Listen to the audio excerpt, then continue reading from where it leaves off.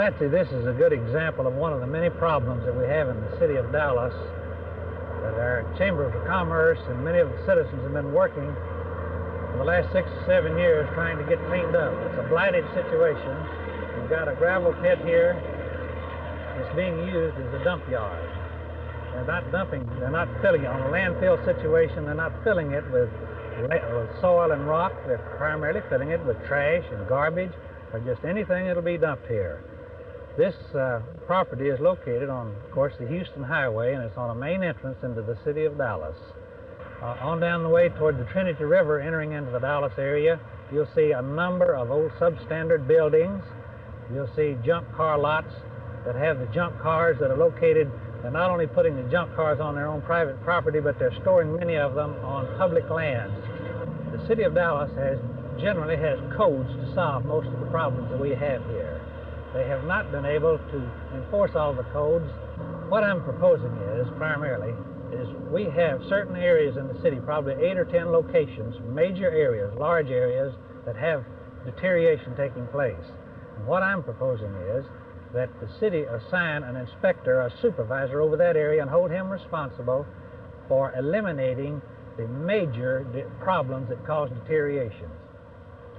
Patsy, there are several major areas throughout Dallas that are beautiful neighborhoods today, and we need to protect these neighborhoods with code enforcement.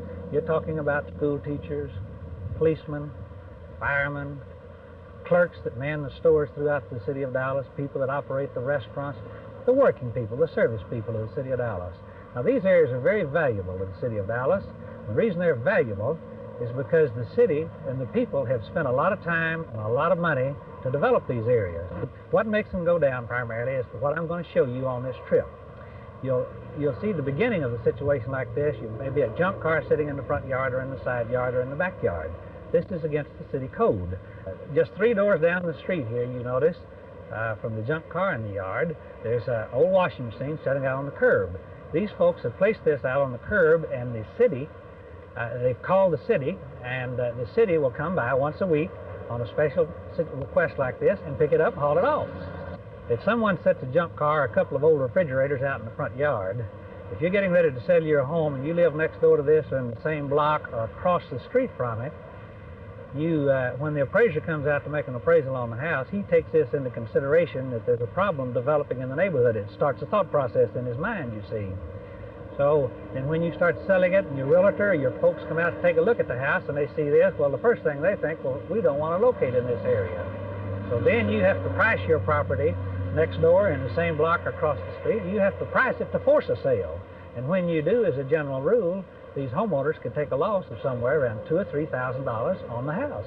Now, if this thing develops further and there's 3 or 4 junk cars, if it's not stopped immediately, the next thing you know, you'll have 3 or 4 junk cars in the neighborhood, old refrigerators sitting out. We've had many of these problems, just such as this one, that was here on the bus tour that we showed the city council some 5 years ago, and it still hasn't been corrected.